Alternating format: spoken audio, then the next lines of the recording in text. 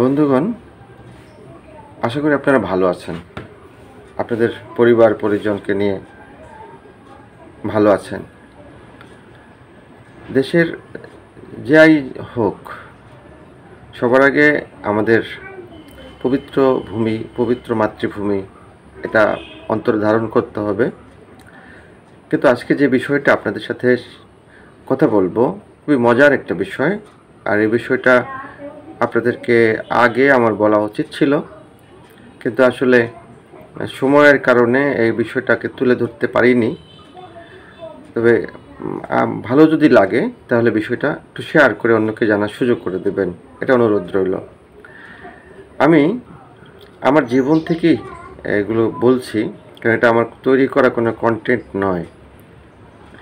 এখন কথা হচ্ছে, জীবিকার তাগিদে আমি 2001 সালে চট্টগ্রামে যাই। চট্টগ্রামে ওখানে একটা ট্রেনিং প্রজেক্টে ইনস্ট্রাক্টর হিসেবে কাজ করি।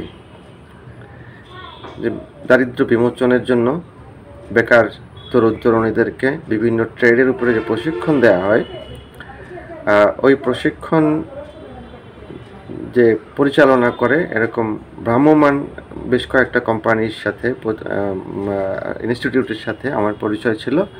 তারা আমাকে ট্রেন আপ করে ইনস্ট্রাক্টর হিসাবে আমাকে ওখানে নিয়োগ করে।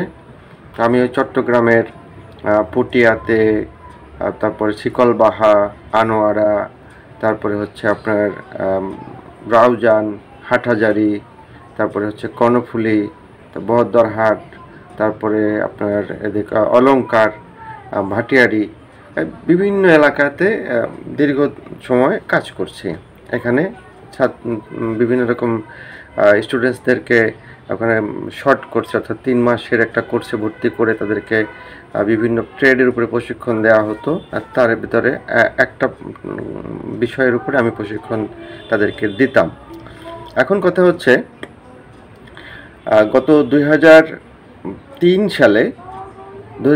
সালে তখন আমি চট্টগ্রামের হাটহাজারী বিশ্ববিদ্যালয়ের 2 নম্বর গেটে আমি নিজেই একটা প্রতিষ্ঠান চালু করি। তো এখন দেখা গেল যে আমি ওখানে